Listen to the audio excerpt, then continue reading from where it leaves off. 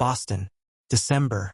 The kind of cold that makes your bones ache and your suit feel 2 sizes too small.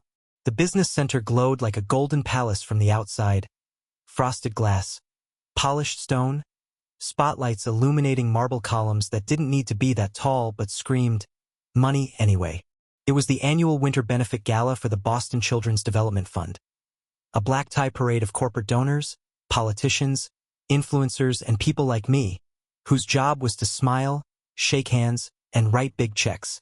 Sophie loved these events. Not because she believed in the cause, she did, to be fair, but because it was her stage. She lit up under chandelier light.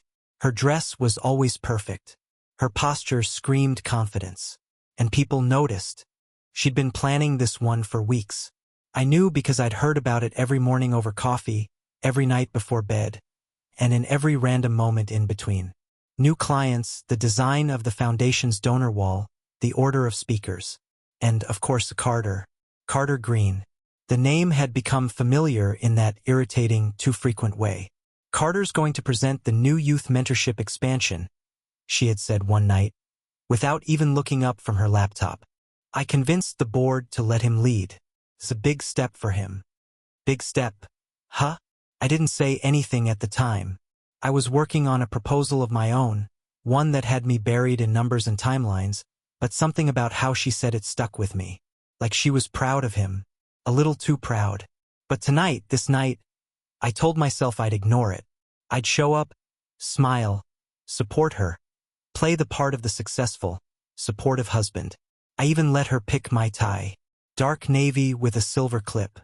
Matched her dress. An emerald green number that dipped low in the back. She looked incredible. I won't lie and say she didn't. But the thing is, when someone's been your partner for years, you know them. You know when they're distracted, when they're performing, when they're hiding something behind that practiced smile. That was Sophie all night. She was warm, but not quite present. Laughing, but not with me. Her eyes kept drifting across the room. Every time I tried to pull her aside to chat about our dinner plans next week, or whether she remembered to call her sister back, she redirected. Like I was an interruption. Not a partner, but a prop. It all led up to that moment. The lights dimmed. A string quartet began playing something dramatic. A voice on the speaker announced the start of the ceremony, and everyone began turning toward the stage where a podium and wide LED screen had been set up. I stood near the back of the ballroom, talking with another donor, Leonard Chin, from the renewable energy firm we'd partnered with last quarter. Sophie had wandered off about 10 minutes earlier to check in with the board, or so she said. I spotted her near the stage just as Carter was being introduced. There he was, tall, sharp suit, the kind of guy who used too much gel and talked too loudly about silent auctions.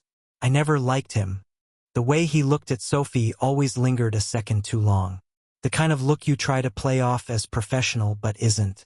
She stood right beside him as he stepped forward to accept some foundation award.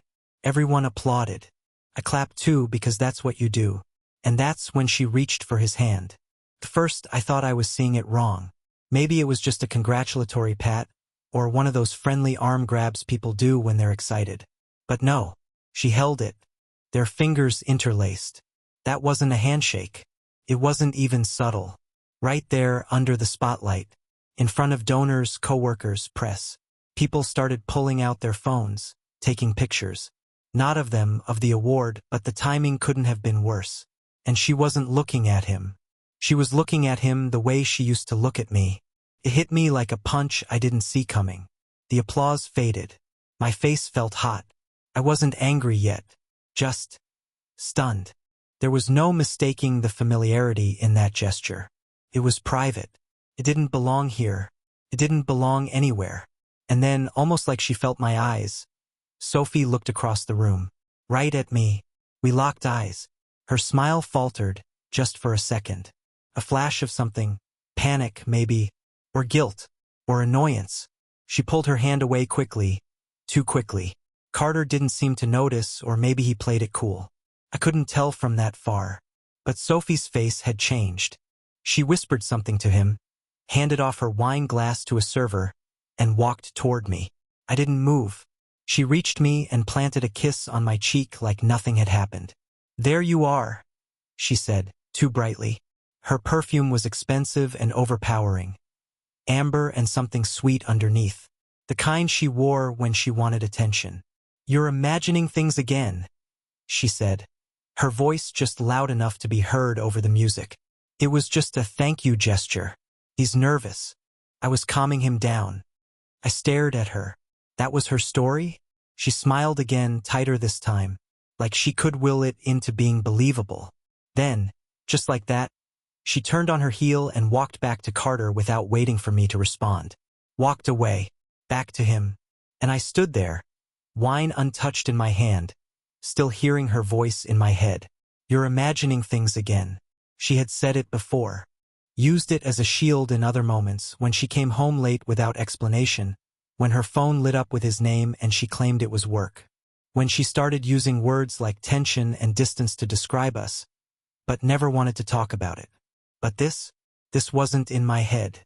I saw it. Everyone saw it. She touched him like they were alone. And she lied to my face like I was nobody. I didn't follow her. I didn't create a scene. I just stood there trying to feel something.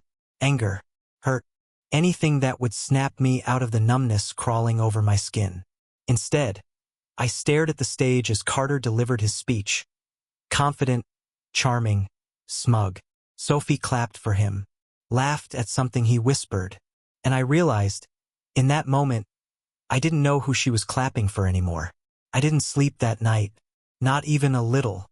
I lay there in our bed, her back to me, breathing slow, steady, like nothing had happened. I watched the digital clock crawl from 2 a.m. to 3 a.m. to 4:17 a.m. Each minute slicing away at the little trust one still clung to. The house was silent, save for the occasional hum of the heater kicking on. Winter pressed against the windows, but inside, I was burning. I kept replaying the scene from the gala. Her hand in his, her face when she saw me watching, that fake smile, the kiss on my cheek like a band-aid for a G*NSH*T wound. And that sentence, "You're imagining things again." Like it was my fault for seeing what I saw. Like I was the one blurring lines, twisting gestures, reading too much into her behavior. But I wasn't imagining anything. Not anymore. My mind started digging, like a dog returning to a long-buried bone. And the more I thought about it, the more I realized just how many things I had pushed aside, dismissed, rationalized. It had started small. That's how it always starts, doesn't it? A few late nights at the office. A few too many shared projects with Carter. She called him relentless, brilliant, even high-strung but talented. At first, I didn't care. I wasn't the jealous type. I knew Sophie was magnetic. People gravitated toward her. She was a force in a boardroom. I liked that about her. But slowly, subtly, something shifted. There were the times she wouldn't answer when I called. Or when she'd text back hours later with some vague apology. "Sorry, long day." Carter needed last-minute revisions. The nights she came home exhausted but energized. Like she'd been somewhere that filled her up. But it wasn't here. It wasn't with me. She stopped asking about my work. That one hurt more than I expected. I used to talk to her about everything, my pitches, my setbacks, the things I was building. I wasn't chasing headlines the way she was. But I was proud of what I did. She used to be proud too. Then one day, during breakfast, I mentioned landing a new client I'd been after for months. She didn't even look up from her phone. Just said, "Nice," and kept scrolling. That same week, she stayed out late twice. "Team meetings," she said. On both nights, I made dinner, waited for her, then tossed my plate in the sink when I gave up. I didn't confront her. I didn't want to be that guy, the insecure husband keeping a tally. But I felt it. The shift. The distance. Then there were the social media breadcrumbs. I don't snoop. I never have. But when someone likes all your wife's posts the second she uploads them, every outfit, every latte, every sunset *T, you start noticing. Carter's name was always there. And not just a like. Comments too. Stunning. Power move. That color was made for you. I told myself it was harmless. Flattering, even. I wanted to believe Sophie would shut it down if it crossed a line. But then I remembered how she used to joke about office flirting being part of the game. "You'd be surprised how many contracts close over a little charm," she once said, sipping wine on our porch like it was nothing. Still, I didn't accuse. I trusted her. Or maybe I just didn't want to know. Then came the moment I never should have ignored. About a month before the gala, Sophie left her tablet on the kitchen counter. I was grabbing coffee before a Zoom call when it lit up with a notification. iMessage preview. The name said Carter G. The message read, "You looked unreal today. Too bad he was there." I froze. Literally froze. Coffee halfway to my mouth. Heart in my throat. I didn't touch the tablet. Didn't open anything. I just stared at that message until the screen dimmed again. The air felt thick around me, like the house was suddenly too small, too quiet. She came downstairs a few minutes later, already in heels, talking on the phone like nothing had happened. She grabbed the tablet without a glance and kissed my cheek as she breezed out the door. I should have said something right then. I should have asked. But I didn't. Why? Because confronting it would mean acknowledging the truth. And the truth would mean change, collapse, ruin. And I wasn't ready, not then. I told myself it was a misunderstanding. Maybe he was joking. Maybe he meant too bad he was there, as in he couldn't stay longer or he missed something cool. Anything but what it obviously was. A blatant admission that something was happening under my nose. That night, I watched her pour a glass of wine and tell me about her day like it was any other. I listened, nodded, pretended. She asked if I wanted to watch that true crime doc we'd been meaning to start. I said sure.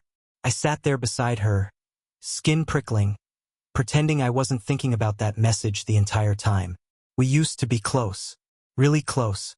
We were the couple that made inside jokes across crowded rooms, whispered to each other at boring dinners, finished each other's sentences without even meaning to. People used to ask us how we kept it so solid after nearly a decade together. But something broke along the way. Now, her phone was always face down. Her laughter came easier at her screen than at my jokes. She started leaving the room to take calls. "Too noisy in here," she'd say, even when it was dead silent. Even the int asterisk Macy changed. At first, we blamed stress. Long hours. Deadlines. The usual. But the touch faded. The softness.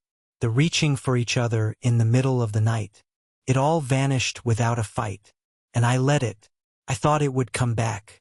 Now I wasn't so sure. After the gala, I went back through my memories with surgical precision. I examined every argument, every half-explained delay, every night she stayed out, wrapping up decks with Carter. I started seeing the patterns. The trips she claimed were to see her mother, but never FaceTimed from. The canceled dinner dates she promised to reschedule but never did. The way she became defensive if I asked simple things like, "Who's going to be there?" or "Want me to come with you?" It was all there, laid out like a crime scene I'd walked through 100 times but never really seen. And all along, she made me feel like I was paranoid. That was the worst part, I think. The subtle gaslighting.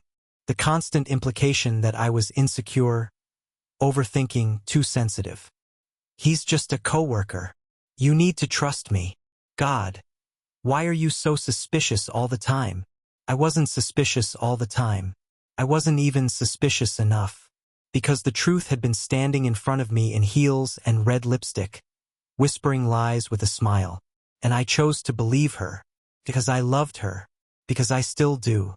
Which is probably the most pathetic part. I stared at the ceiling until sunrise, her soft breathing behind me like a ticking clock. She shifted in her sleep, murmured something I couldn't make out, and rolled closer. And I just lay there, eyes open, heart heavy, knowing one thing with more certainty than anything I'd ever known before. This wasn't over. Not by a long sh*t. It took me 2 more nights of pretending before I reached my limit. 2 nights of nodding through her dinner recaps. 2 mornings of watching her get dressed for work in that mirror, humming to herself, putting on lipstick like everything was perfectly normal. Like she wasn't walking around with a secret tucked neatly into her handbag. The worst part was how easily she slept. Her breathing steady, peaceful. I don't know how someone lies like that and still manages to sleep like a child. Couldn't. On the third night, after she fell asleep beside me, tablet still charging on her nightstand as usual, I waited. I lay there in the dark with my eyes open, listening to the quiet rhythm of her breath. I stared at the ceiling, chest heavy, mind racing through memories like a projector with no pause button. And when I was sure she was fully under, I slipped out of bed. No drama, no second guessing. I grabbed her tablet. The screen lit up without needing a passcode. She never bothered setting one up for it, probably because she thought I never paid attention to it. And honestly, until now I hadn't. I wasn't even sure what I was looking for. Maybe I thought I'd find some old text thread. A **T. Poorly deleted photo. Anything. But what I found was so much worse. Took less than a minute. Her iCloud was synced to the tablet, including photos. And apparently, she hadn't thought to turn off auto-upload. Her photo stream was just there. I tapped on the album labeled Recents. And suddenly, I was in their world. The first image stopped me cold. A hotel lobby. Not in Boston. I knew that place. The watermark in the corner gave it away. The Noble in downtown Portland. It was small, boutique, high-end, $200 a night on the low end. That's not where you go to see your mom. The next photo hit harder. Carter. In a bathrobe. Her bathrobe. I recognized it because we'd brought it back from a resort in Mexico a few years ago. She loved that thing, white, plush, with a tiny embroidered emblem on the cuff. She wore it around the house constantly. We used to joke about stealing another one next time. And now here he was, sprawled on a king-sized bed in her robe, in her hotel room, smiling like the world was his. And she had taken the photo. That part was clear. The angle, the int asterisk Macy, the half-hidden laugh emoji in the corner of the screen, it was a live photo. For half a second, it even caught her voice saying, "Hold still, dork." I kept scrolling. There were more. Photos of food, wine glasses, room service trays. **T of their feet on the bed. Another of her suitcase, our suitcase, the navy Samsonite with the scuffed corner, sitting by the window. A mirror selfie where her reflection caught part of Carter's shoulder behind her, bare and unmistakably close. There was nothing left to interpret. No benefit of the doubt. No possible excuse or justification. This wasn't emotional infidelity. This was physical, concrete, documented. It had already happened. And it had happened on the day she told me she was visiting her mother. I remember because I offered to drive her to the train station. She said her mom would pick her up halfway. I had even packed snacks for her, some stupid energy bars she liked. I thought I was being thoughtful. I stared at the photos until my hands started shaking. I should have stopped there. I should have put the tablet down. But I couldn't. I needed to see all of it. Every betrayal. Every pixel of evidence. I opened the info tab. The photos were dated last Saturday. She had come home late Sunday night, claiming her mom was feeling sick and she stayed an extra day. I had asked if she needed help unpacking. She told me she only brought a small bag, said she'd do laundry later. Later never came.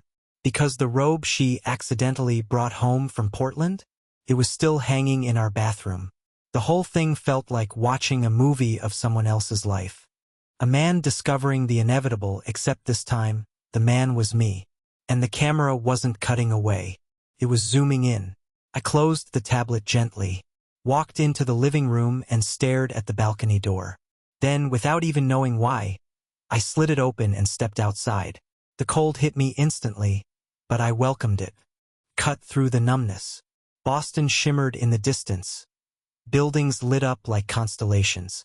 Somewhere out there, people were falling in love, celebrating anniversaries, tucking their kids in, starting their futures. Meanwhile, I was standing barefoot on freezing concrete, holding the truth in my chest like a rock I couldn't swallow. I didn't go back inside for a long time. When I finally did, I didn't crawl into bed. I didn't confront her. I didn't scream or shake her awake or throw the tablet at the wall like in the movies. I just stood there and realized something simple. I'd never return to that bedroom. Not tonight. Not ever. Because that wasn't our bedroom anymore. It was hers. And even if he'd never set foot in it, he lived there now. In the silence, the lies, the empty space between us. I walked past the bed where she slept soundly, wrapped in a blanket that used to feel like home, and made my way to the guest room. I didn't sleep there either. Just lay down, staring at the ceiling fan turning slowly, like time itself was dragging its feet. My mind wasn't spinning anymore. It was clear, almost frighteningly calm, because I knew what came next. The moment of clarity had arrived. And I didn't want revenge. I didn't want an apology. I didn't want an explanation. I wanted distance, space, finality. She had already made her choice. And now, finally, I was ready to make mine. I didn't slam any doors. I didn't pack a suitcase or break things or leave a note. When I left that morning, it was quiet, surgical. She didn't even wake up. The sunlight hadn't fully broken yet, just a gray haze slipping through the blinds.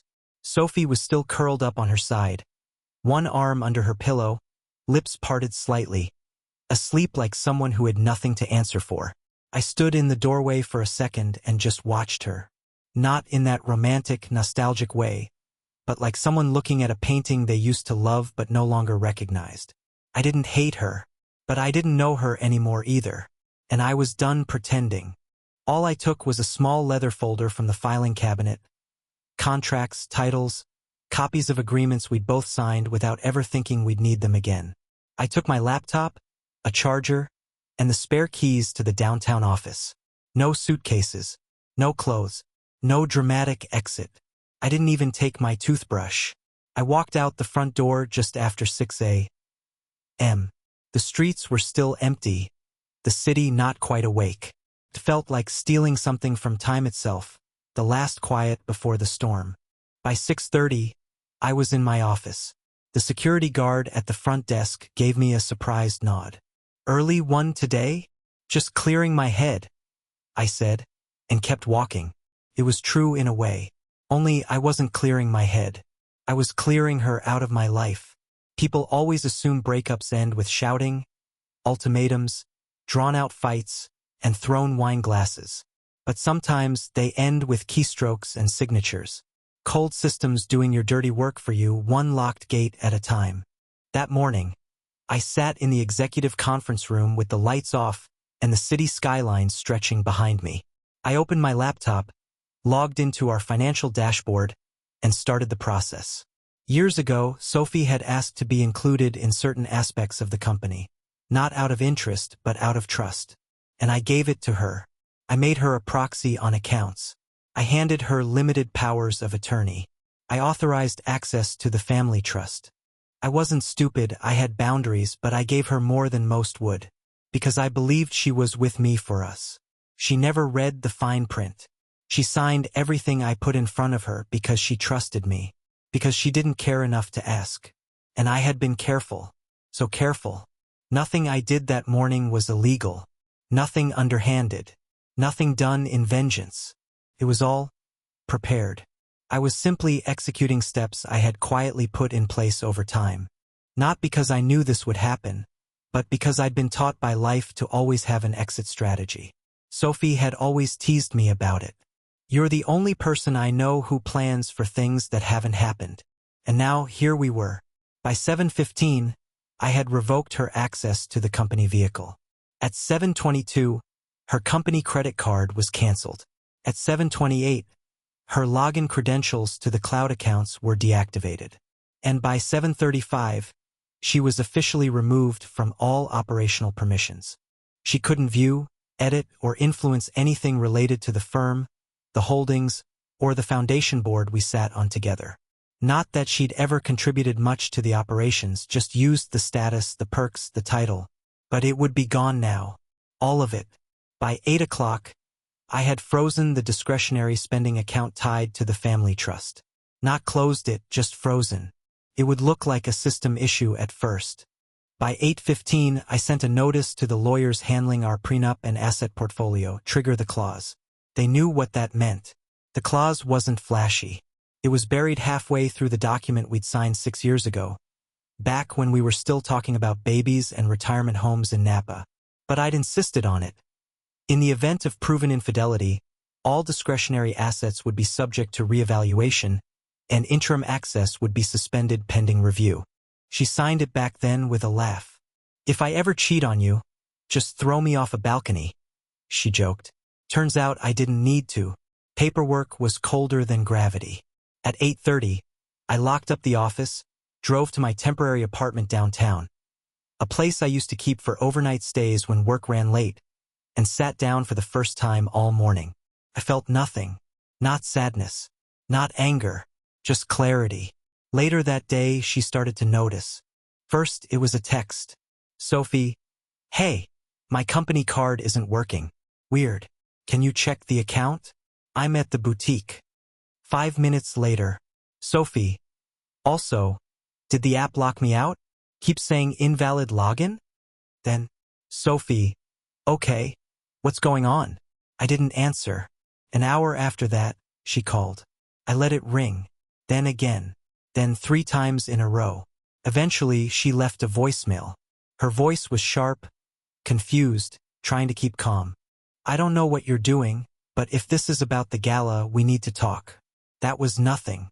You're being ridiculous." I played it back once, then deleted it. I didn't owe her an explanation. She knew what she did. She just didn't think I'd do anything about it.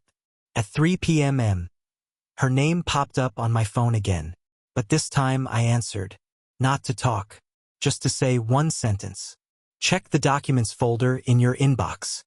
Then I hung up, because that folder contained every copy of everything I'd used that morning.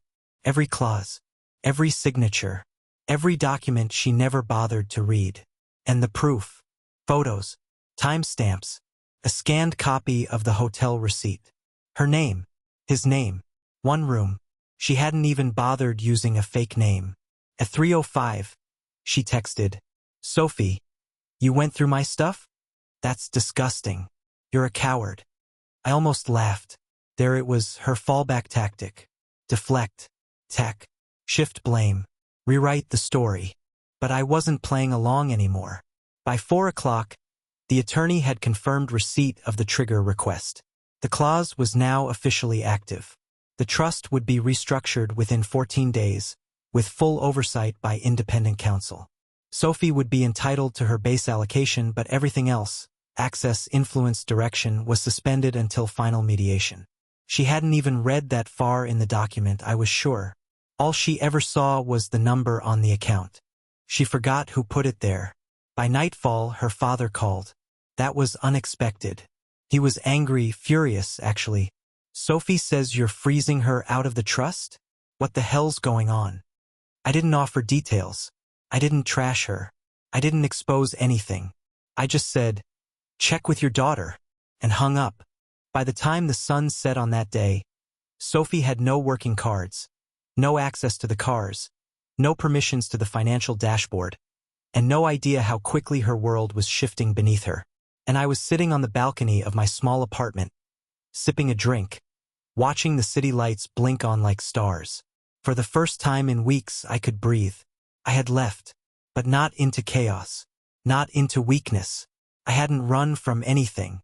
I had just quietly, deliberately, taken it all back. I don't think it hit her all at once. The financial unraveling came in layers. Small humiliations that built one on top of the other, slow enough that she probably thought she still had time to fix it. Sophie wasn't used to being denied anything, especially not access, especially not control. But this time, she wasn't just losing a privilege. She was learning what it felt like to be on the outside of something she thought she owned. The first blow landed 2 days after I left. She tried to buy a bracelet. A friend of mine happened to be at the boutique and later described the scene in a tone that almost sounded apologetic. Not pity, just disbelief. She looked shocked, like the machine had betrayed her. Tried the card again, then a third time, then asked them to clean the chip like it was the card's fault. I imagined it perfectly. Sophie, standing at the counter, perfect hair, perfect dress, flashing that carefully curated smile until it cracked. She would have tried to laugh it off. That's what she did when she couldn't control a moment. She'd say something flirty like, "Wow, I guess I've been shopping too much lately," and then pretend it was some technical error that her assistant would deal with. Except there was no assistant, and there was no error. She tried a different card. Same result. When the saleswoman politely told her the account had been flagged and they'd have to call it in, Sophie said she'd come back later. She didn't. Instead, she texted me. "Sophie, I'm assuming this is you. Real mature." I ignored it. Later that evening, she tried to schedule a maintenance appointment for the car. The app wouldn't connect. She couldn't unlock the door remotely, couldn't start it from her phone. So she called the dealership. That's when she found out the vehicle's owner profile had been revoked. "Sorry, ma'am," the rep would have said. "You'll have to speak with the primary account holder." That was me. Her second text came in less than an hour. "Sophie, you're being cruel now. I hope you know that. This is vindictive and unnecessary." No, this was clarity. This was her finally learning what it meant to lose something real. Not something abstract like status or image. I'm talking about foundation, the structure beneath the pretty clothes and charity speeches. The kind of foundation that money builds when it's earned, not married into. But I knew Sophie. She wouldn't spiral yet. She'd compartmentalize, strategize. She always thought she could fix things with the right smile or the right story. That's why she went to her father next. And that's when it started to crumble. I got the call the following morning. His name lit up on my phone screen, same as it had for years. We'd never been close, but we had always maintained a stiff, polite truce. He respected what I built, even if he never understood it. Thought I was too cautious, too measured, and once told me I was paranoid with paperwork. But that day he was furious. "Why the hell is the family fund frozen?" I didn't ask how he found out. Probably when Sophie's card bounced while paying for some bored luncheon or last-minute art auction buy. "I'm sorry," I said flatly, "but Sophie's proxy access has been revoked." She told me this was a mistake, that it's a technical thing. Said she still had full control over her portion. "She was misinformed," I said. There was a pause on the line. The kind that tells you the person on the other end just realized how much they don't know. "You planned this," he said. "You've been planning it." I didn't respond. There was nothing to say. He cursed under his breath, then hung up. I sat back in my chair and looked out over the city. The morning light was reflecting off the tower glass across the street, casting long shadows across the office floor. I didn't feel victorious. I didn't feel vengeful. I just felt still. It wasn't about punishing her. It was about making her see. Because she had spent years believing the life we built was hers to narrate. That she could define the story, control the tone, rewrite the facts. And I had let her. I had let her host the dinners and give the speeches and soak up the credit for a legacy that she hadn't earned. And now, piece by piece, that illusion was disappearing. I didn't respond to her next 3 texts, or her email, which came in later that afternoon. Subject: "You're making a mistake. This isn't just about you and me. People are noticing. I'm being asked questions. I've kept quiet to protect both of us. But if this continues, I will have to respond. I'm still your wife. Sophie." It was a bluff. A desperate, messy attempt to threaten with diplomacy. To remind me that she could still spin this if I wasn't careful. But the thing she didn't understand, the part that would be her undoing, was that I wasn't trying to protect anything anymore. She thought this was a negotiation. She thought I still needed her in the story. She hadn't realized I'd already left the book. The next day, I heard from our estate manager. Sophie had tried to access the secondary property upstate. Said she wanted to reset for a few days. The gate code had been changed. She didn't have the new one. She called the manager and got the standard response, "I'll have to check with the owner." Me. The same afternoon, I got a forwarded email from one of our mutual acquaintances at the board. It was polite, carefully worded, clearly written with both eyes wide open. "Hey, just wanted to reach out. Sophie mentioned she's stepping back from the foundation for a bit. We're putting her speaking spot on hold for the upcoming event. If you'd like to fill in or suggest someone else, let us know." I didn't reply right away. Instead, I clicked on the board's private directory. Her name was still listed, her bio still glowing. I deleted it. That evening, she tried to call again. This time, I answered. Her voice was calm, eerily calm. I don't know what kind of performance you think you're staging, but it's not going to end the way you think. I let the silence hang. I know you're hurt, she added, softening her tone. I made a mistake, but destroying everything we built isn't going to undo it. Now I laughed.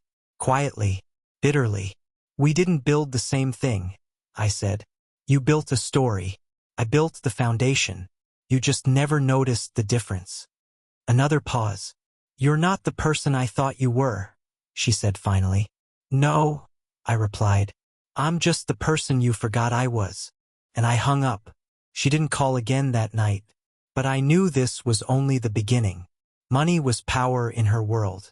And now, for the first time in years, she was waking up without either.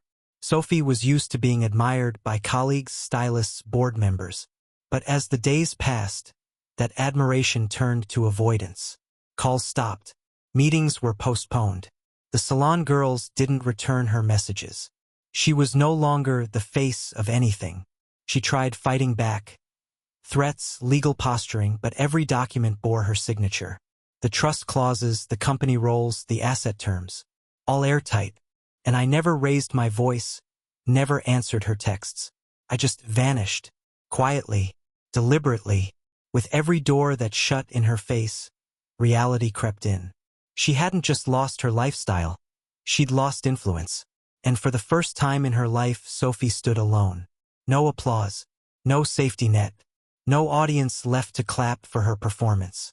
A year later, she stood across from the new financial center in Seattle. My name was on the glass doors, bold, first, permanent.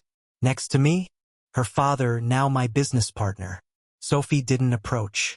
Just watched from across the street in dark sunglasses and a too-perfect suit.